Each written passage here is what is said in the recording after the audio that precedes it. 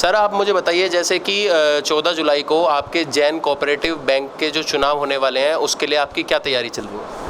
सबसे पहले मैं जय जिनेंद्र, जैन कोऑपरेटिव बैंक की जो 14 जुलाई को इसके जो चुनाव होने जा रहे हैं उसके चेयरमैन के प्रत्याशी के रूप में मुझे समाज के आग्रह से मैं खड़ा हुआ हूँ।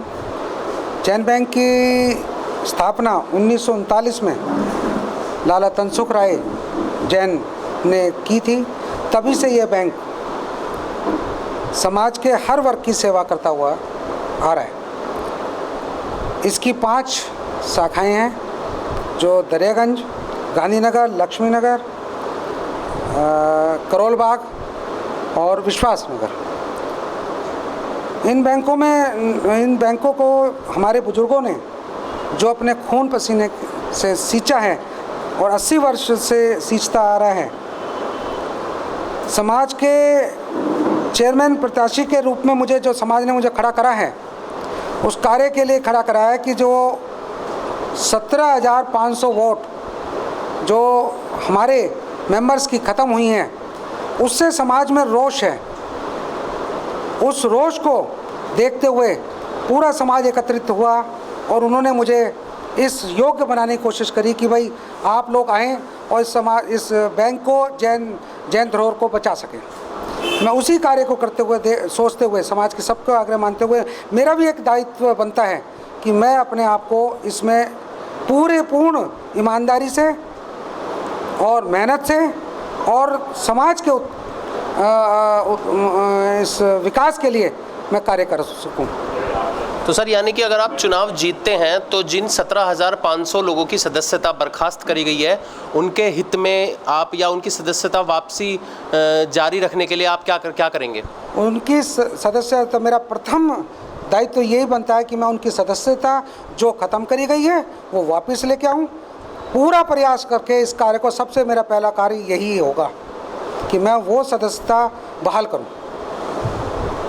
तो सर मुद्दे क्या होंगे जीतने के बाद? अगर आप जीतते हैं तो किन मुद्दों पे मतलब अधिक ध्यान रहेगा कि मुद्दे जो खास मुद्दे क्या होंगे? देखो, मैं पहले अपने आप को, जो मेरे साथी सब मिलके जो मेरे अपने पूरा ग्रुप बनाया है, ये जो पार्श्वनाथ ग्रुप बना है, इस पार्श्वनाथ ग्रुप को मैं चेयरमैन के रूप में, अपने साथी डायरेक्टर के रूप में बात करके सबको साथ लेके कार्य को करूँगा और उसी में जो भी निर्णय होगा वो कार्य को आगे बढ़ाऊँगा।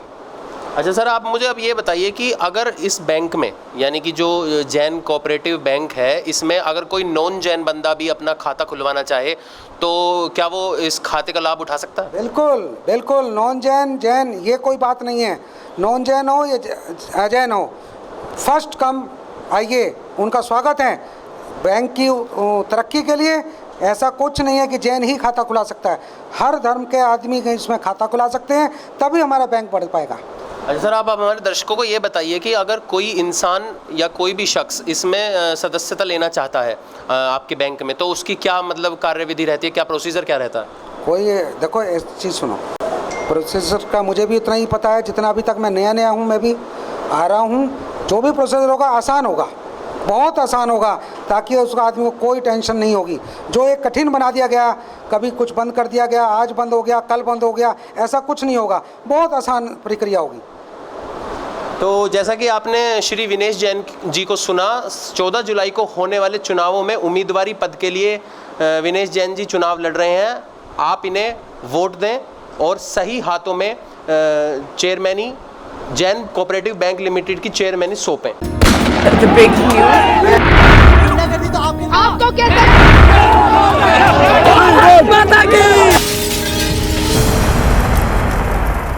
सर आपका नाम? मेरा नाम मनोज जैन।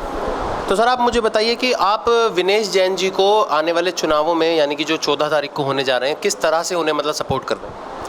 मेरा भैया ऐसा है, जय जिनेंद्र साथियों, जैसा कि आपको सभी को ज्ञात है कि 14 जुलाई 2019 को जैन कोऑपरेटिव बैंक के चुनाव होने जा रहे हैं।